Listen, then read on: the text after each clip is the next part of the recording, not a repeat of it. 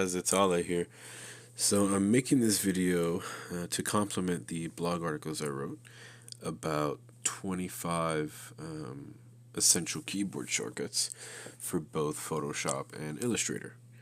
So in case you don't know what a keyboard shortcut is, it's basically a way for you to click on your keyboard that accomplishes a certain task within the program. So let's say you were to click the letter V, it would in Illustrator, it would bring out your selection tool. If you were to click the letter M, it would bring out your rectangle tool. Granted, these are the Illustrator defaults. You can change those, which is what we're going to be talking about. So those articles went over some specific keyboard shortcuts. I'm not going to talk about them here. What I am going to talk about is how to show you guys how you can make your own shortcuts and save them within Illustrator or Photoshop, or how you can change existing shortcuts in case you don't like the way they're currently set up. So first, we've got Illustrator open. The menus do look a little different, but the way you get there is the same for both programs. You just click on Edit, Keyboard Shortcuts. And if you notice, it actually has its own keyboard shortcut, which is Alt, Shift, Control, and K. So when you open up the menu in Illustrator, it is separated by two categories, Tools and Menu Commands. The menu commands are the commands that lie within these submenus here. So for example, if you wanted to group objects, you normally would go to Object and then Group, or you can click Control G on the keyboard, or you would highlight them, right click, and select Group, which normally pops up here when you have objects in your artboard. So when we edit our shortcuts, you can create a new profile for it, or a new set, as Illustrator calls it. So if you scroll through these tools, the existing tools, you can see how it's laid out. You can assign shortcuts for tools that don't have them already, or like I said, you can change the shortcut for tools that already have them. So let's say the selection tool, instead of a V, I want the shortcut now to be, let's say, the number 9. So I'm going to click the number 9 on my keyboard, and if, as you can see, it's not taken by anything. And the way you know is if, let's say I were to put an A in here, because that's taken by direct selection.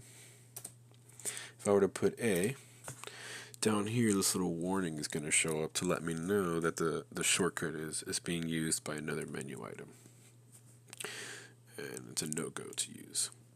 So we're going to change that to a 9, because we know that 9 is not being used by anything. Okay, if we click OK, Illustrator is going to make us save this as a new profile, because we cannot destroy the Illustrator defaults. Okay, so and yeah, that's it for Illustrator. Let's show you. Oh, actually, one more thing for Illustrator. It has this weird column called symbol.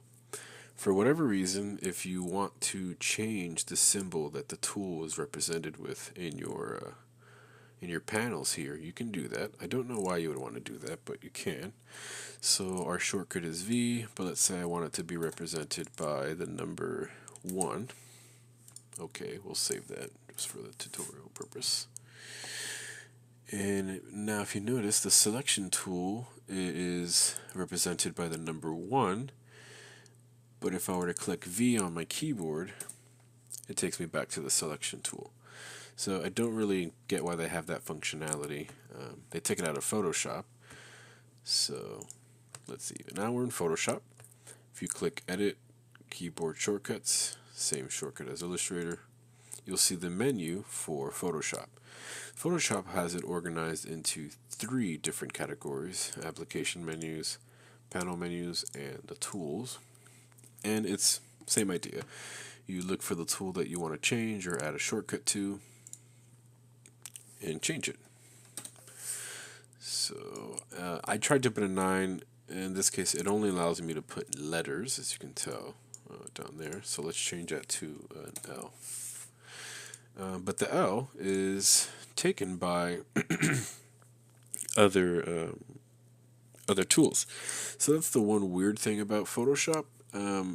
it doesn't account for other tools that might have that letter. And that's because if you were to look at the panel here, you'll notice that if you were to click and hold onto a tool, there might be another tool nested within that menu. So, all right. Other than that, I've hoped that kind of clears up keyboard shortcuts for you guys and how you can make your own shortcuts. If you don't, feel free to send any questions. If you like the content, please leave a comment, like the video, subscribe, share with your friends, and more content is to come. All right, thanks.